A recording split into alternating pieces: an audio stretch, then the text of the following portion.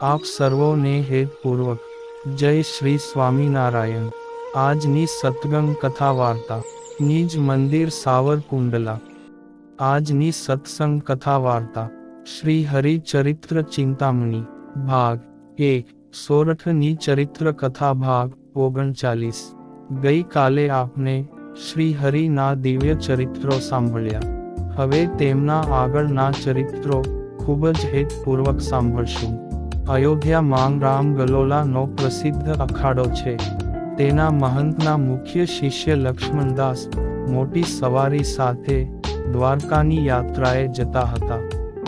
તેણે ગુજરાત તથા કાઠિયાવાડમાં રામાનંદ સ્વામીનો પ્રતાપ ખૂબ જ સાંભળ્યો હતો।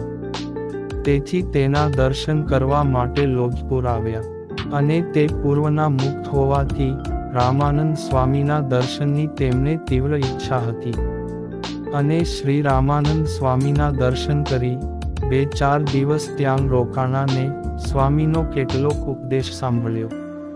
તેથી પોતાના મનમાં રહેલી જિજ્ઞાસાઓનું આપોઆપ સમાધાન મળી ગયું અને પોતાના મનમાં તીવ્ર વૈરાગ્ય ઉપજ્યો ને પછી તેઓ વધુ રોકાવા માટે તૈયાર થયા। ત્યારે તેમની સાથે રહેલા માણસોએ દ્વારકા જવા માટે ખૂબ જ આગ્રહ કર્યો। ત્યારે લક્ષ્મણદાસજી બોલ્યા કે અમારે તો દ્વારકા, ગોકુળ, વૃંદાવન, કાશી, કેદાર વગેરે 68 તીર્થ બધા જ અહીં છે, માટે તમારે જવું હોય તો જાઓ। એમ કહી પોતે પહેરેલા ઘરેણા તેમજ વસ્ત્ર અલંકારો ઉતારીને તે માણસોને આપી દીધા અને કહ્યું કે તમે દ્વારિકાની યાત્રા કરીને પાછા આશ્રમે જાવ ત્યારે ગુરુજીને મારા છેલ્લા પ્રણામ કહીને આ બધી વસ્તુઓ તેમને સોંપી દેજો। પછી તેઓ લોજપુરમાં જ રહ્યા ને સમય થતાં રામાનંદ સ્વામીએ તેમને મહાભાગવતી દીક્ષા આપી સાધુ કર્યા અને આનંદ સ્વામી એવું નામ પાડ્યું હતું। ભાલ પ્રદેશમાં મચિયાવ નામે ગામ છે, ત્યાં મૂળજી નામે મહાપવિત્ર ઔદિત્ય બ્રાહ્મણ હતા। તેને નાનપણથી જ ભક્તિનો એટલો બધો રંગ લાગેલો કે સહુ માણસો તેમને મહાપુરુષ માનતા। પછી તેના પિતાએ તેમને જનોઈ અપાવીને લગ્નની ગોઠવણી કરવા માંડી ત્યારે મૂળજીએ પોતાના પિતાજીને ખૂબ જ નમ્રતાથી કહી દીધું કે મારે લગ્ન કરવા નથી અને અખંડ બ્રહ્મચર્ય પાળી પ્રભુ ભજવા છે, પણ ગૃહસ્થાશ્રમ કરવો નથી। ત્યારે તેના પિતાજીએ તેને બહુ સમજાવ્યા, પણ તે કોઈ રીતે માન્ય નહીં। તેઓ પોતાના તીવ્ર વૈરાગ્યના વેગથી પ્રેરિત થઈને ઘરનો ત્યાગ કરી દ્વારકાની યાત્રાએ જવા માટે નીકળી ગયા ને ફરતા ફરતા લોજપુર આવીને રામાનંદ સ્વામીને મળ્યા ને તેમની સાથે આશ્રમમાં રહ્યા। પછી સમય થતાં રામાનંદ સ્વામીએ તેમને મહાભાગવતી દીક્ષા આપીને મુકુંદાનંદ એવું નામ પાડ્યું ને અંત સુધી તેઓ ઉર્ધ્વ રહેતા બ્રહ્મચારી રહ્યા। તે જ આપના મૂળજી બ્રહ્મચારી કે જેઓ શ્રીજી મહારાજની અનન્ય ભાવે સેવા કરતા અને તેમની માટે થાળ બનાવતા, તેમના વખાણ મહારાજે વચનામૃતમાં પણ કર્યા છે કે જેવા ઈશ્વર માંગ ગુણ છે તેવા જ ગુણ આ બ્રહ્મચારી માંગ છે, કેમ કે અમને તેમને નિર્દોષ સમજ્યા તેથી પોતે પણ નિર્દોષ થઈ ગયા છે। દીવ બંદરમાં એક વૈષ્ણવ શેઠ હતા। તે વહાણ વટીનો ધંધો કરતા હતા। તે એકવાર વહાણ માંગ બેસીને માલ લેવા માટે પરદેશ ગયા। તે માલ લઈને વહાણ માંગ ભરી પાછા ફરતા હતા તે વખતે દરિયામાં તોફાન થયું અને વહાણ ડૂબવા લાગ્યું। તે વખતે શેઠના મનમાં ચિંતા થઈ જે વહાણ ડૂબશે તો આપણો બધો જ માલ તેમજ હું પણ ડૂબી મરીશ।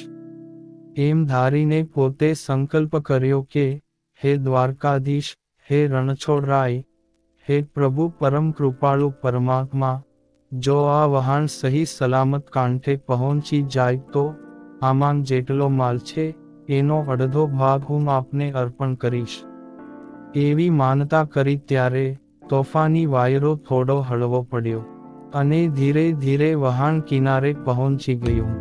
પછી બધો જ માલ ઉતારીને ઘેર લાવ્યા, ને માલ વેચાણા પછી તેના અડધા રૂપિયા લઈને દ્વારકાધીશ શ્રી રણછોડરાયને ધરવા માટે ચાલ્યા. તે ચાલતા ચાલતા રસ્તામાં લોજપુર આવ્યું, ત્યાં રોકાણા. ને તેમને સાંભળ્યું હતું કે અહીં લોજપુર માં રામાનંદ સ્વામી પ્રગટ ભગવાનનો અવતાર છે. તેથી તે શેઠ તેમના દર્શન કરવા માટે ગયા. ત્યારે સ્વામીએ તેમને આવકાર્યા અને પોતાનું અંતર્યામીપણું બતાવતા કહ્યું કે તમે માલ લેવા ગયા હતા અને ડૂબતા વહાણને બચાવવા માટે માનતા કરી છે, તે પૂરી કરવા માટે દ્વારકાધીશ પાસે જાઓ છો. તે સાંભળી શેઠના મનમાં એમ થયું કે આ સાધુ તો જરૂર ઈશ્વરનો અવતાર છે, તે વિના મારા મનની વાત જાણી શકે નહીં. પછી પોતે સ્વામીનો સમાગમ કરવા ત્યાં રહી ગયા અને જે રૂપિયા પાસે હતા તેનું સીધું સામાન લઈ રસોઈ તૈયાર કરાવીને સાધુઓને તેમજ બ્રાહ્મણોને જમાડી દીધું. ને જે કાંઈ રૂપિયા વધ્યા તે તેમને સદાવ્રતમાં આપી દીધા. ને પોતે સ્વામી પાસેથી વર્તમાન ધારી કંઠી પહેરી સત્સંગી થયા અને રામાનંદ સ્વામી જ ભગવાન છે તેઓ નિશ્ચય કરીને પોતે ઘેર પાછા આવ્યા અને રામાનંદ સ્વામીનું ભજન તથા ધ્યાન કરતા.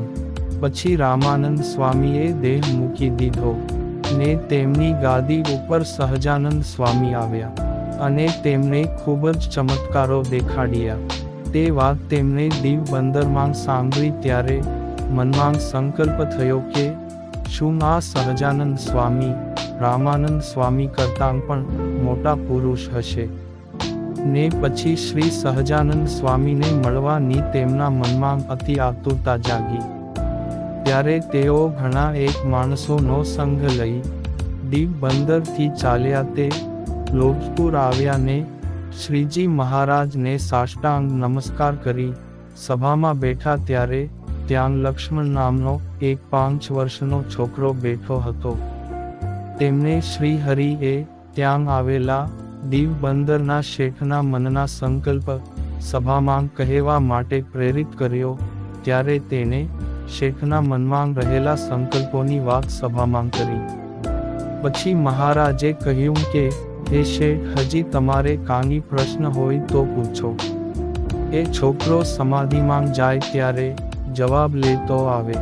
આમ સહજાનંદ સ્વામી દીવ બંદરના શેઠને રામાનંદ સ્વામી જેવું ઐશ્વર્ય એક નાનકડા 5 વર્ષના છોકરામાં જણાવ્યું. ત્યારે તે શેઠ બોલ્યા કે હે મહારાજ, હું પ્રથમ તો રામાનંદ સ્વામીને જ ભગવાન જાણતો હતો, પણ તેમના જેવો ચમત્કાર તો તમારા પ્રતાપે કરીને આ બાળકને વિશે જણાવ્યો, તેની તે શી વાત કરવી. તેથી તમારી મૂર્તિનો જે પ્રતાપ સૌથી અધિક હશે, માટે હવે તમે મને કૃપા કરીને સમજાવો. ત્યારે શ્રીજી મહારાજે તે શેઠને કહ્યું કે અંતરની વાત જાણવાથી જ જો ભગવાન મનાય તો આ મોટા મોટા સાધુ તથા સત્સંગી ઘણા જીવોના અંતરની વાતો જાણે એવા છે. માટે બીજાના અંતરની વાત જાણવાથી કાંઈ ભગવાન નથી થઈ જવાતું. અને અમે તો સર્વાવતારી પુરુષોત્તમ નારાયણ પોતે છીએ. ને રામાનંદ સ્વામી તો ઉદ્ધવજીનો અવતાર હતા. ત્યારે તે શેઠ પોતાના સંઘના માણસો પાસે આવીને બોલ્યા કે મેં તો તમને કહેલ હતું, પણ તમે જૂના સત્સંગી હોવાથી માન્યું નહોતું. પણ હવે ઠીક થયું, કારણ કે નિશ્ચયમાં ફેર એ ઘણી કાચપ કહેવાય. માટે હવે તમે સૌ પાછા દીવ બંદર જાવ ને મારે હવે સંસારમાં રહેવું નથી. એમ કહીને તે શેઠ શ્રીજી મહારાજ પાસે આવ્યા અને કહ્યું કે મને તમારો સાધુ કરો. ત્યારે શ્રીજી મહારાજે તેમને મહાભાગવતી દીક્ષા આપી પ્રભાનંદ સ્વામી એવું નામ પાડ્યું અને પોતાની સાથે રાખ્યા. એક વાર શ્રીજી મહારાજ લોજપુરમાં સભા કરીને બેઠા હતા. તે વખતે 2 વૈરાગીઓ મહારાજ પાસે આવી નમસ્કાર કરીને સભામાં બેઠા. ત્યારે મહારાજે તેમને પૂછ્યું, કહા સે આતે હો और कहा जाना है? ત્યારે તે કહે, હમ હિન્દુસ્તાન સે આતે હે ને દ્વારકા જાના હે. પછી શ્રીજી મહારાજ કહે, તમારું નામ શું છે? ત્યારે તેઓએ કહ્યું, અમારા નામ જાનકીદાસ और ये हमारा શિષ્ય શીતલદાસ હે. પછી તે 2 દિવસ ત્યાં રહ્યા ને ચાલતી વખતે શ્રીજી મહારાજને કહ્યું, અમારા એક પુસ્તક યહાં રખના હે, तो हम द्वारका से लौट के आएंगे तब ले जाएंगे. ત્યારે શ્રી હરિએ કહ્યું, આ કોઠારી સાધુને આપો. પછી તે પોથી તેમને આપી અને તે કોઠારીએ સાચવીને પટારામાં મૂકી દીધી ને તે ગુરુ શિષ્ય બંને દ્વારકા જવા નીકળી ગયા. ત્યાં દર્શન કરીને પાછા વળતા હતા ત્યારે રસ્તામાં તેના ગુરુજી માંદા પડ્યા ને મૃત્યુ પામ્યા. પછી તેણે તેમની દૈહિક ક્રિયાઓ કરાવી અગ્નિ સંસ્કાર કર્યો. પછી શિષ્ય લોજપુર આવ્યો ને મહારાજને પગે લાગીને કહ્યું કે, હે મહારાજ, અમારા ગુરુ તો રસ્તામાં માંદા થયા અને મૃત્યુ પામ્યા ને તેમણે જે પોથી તમને સાચવવા આપી હતી તે મને પાછી આપો. પછી શ્રી હરિએ કોઠારીને બોલાવી તે પોથી મંગાવી શિષ્યને આપી અને કહ્યું કે, આ પોથી ખોલો. એટલે તેમણે પોથી ખોલી ત્યારે તેમાંથી એક ડાબલી નીકળી. તે ઉઘાડીને જોયું તો તેમાં અડધો રૂપિયો હતો અને તેને એક અળસિયું વીંટાઈને બેઠું હતું. તે જોઈ શ્રી હરિએ શિષ્યને કહ્યું કે, આ તમારા ગુરુ છે. ત્યારે શિષ્ય તો નવાઈ પામ્યો અને શ્રી હરિને પૂછ્યું કે, આ તે મારા ગુરુ કેમ હોઈ શકે? ત્યારે શ્રી હરિ બોલ્યા કે, તમારા ગુરુજીને આ અડધા રૂપિયામાં વાસના રહી હતી, તેથી તે મરીને અળસિયા રૂપે થયા ને આ ડાબલી માંગ પડ્યા છે.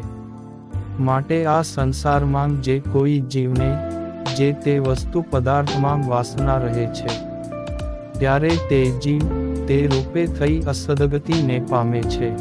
માટે ડાહ્યા પુરુષોએ કોઈ પણ વસ્તુ પદાર્થ કે વ્યક્તિમાં વાસના રાખવી જોઈએ નહીં.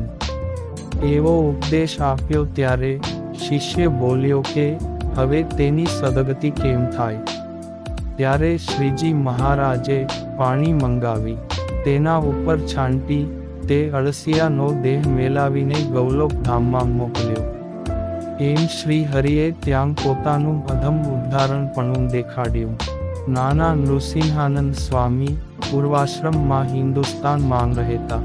તેને એકવાર અંતરમાં એવો સંકલ્પ થયો કે આ દેહે કરીને આપને ભગવાન ભજવા અને જીવતા જ મોક્ષ કરી લેવો. તેથી તે ઘરનો ત્યાગ કરીને ચાલી નીકળ્યા. તે ફરતા ફરતા વૃંદાવનમાં આવ્યા ને ત્યાં દેવોના દર્શન કર્યા તથા તે જગ્યાના મહંતને પણ મળ્યા. પછી પોતે મનમાં વિચાર કર્યો કે આ ભૂમિમાં શ્રીકૃષ્ણ ભગવાન બહુ જ વિચર્યા છે, માટે આ બધા તીર્થોની પ્રદક્ષિણા 24 વર્ષ સુધી કરવી.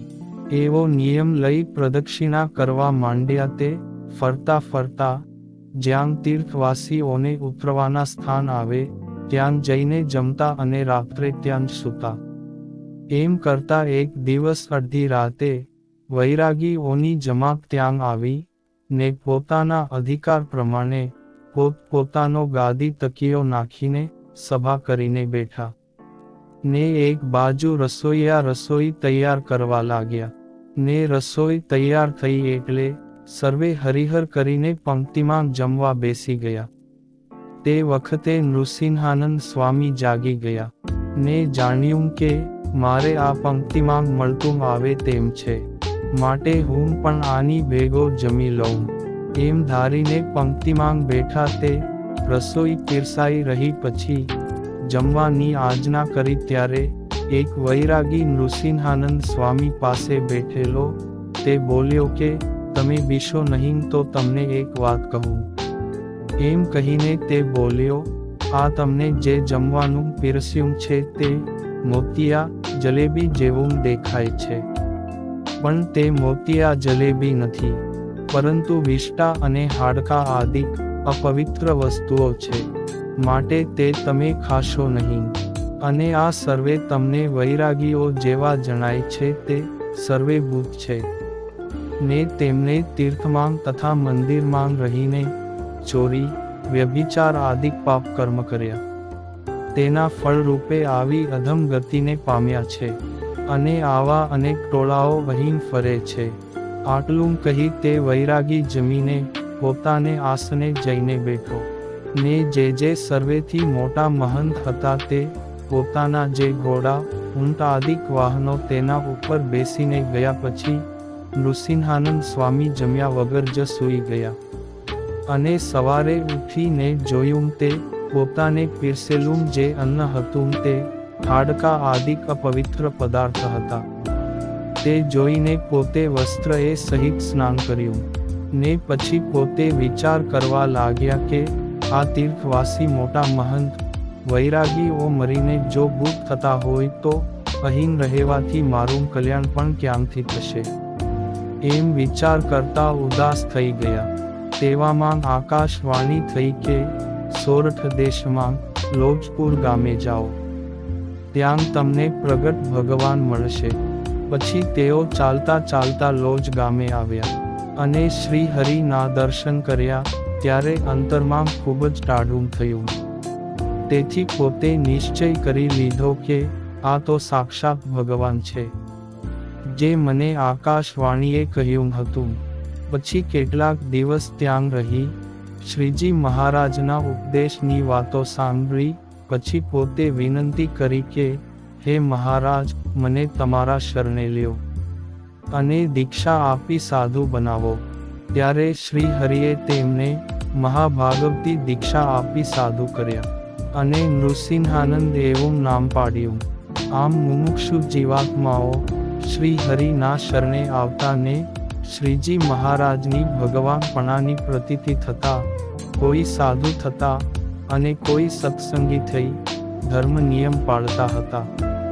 ને હવે પછીની ચરિત્ર કથા આપણે આગળના ભાગમાં સાંભળશું. અત્યારે આપ સર્વોને ભાવથી જય શ્રી સ્વામિનારાયણ.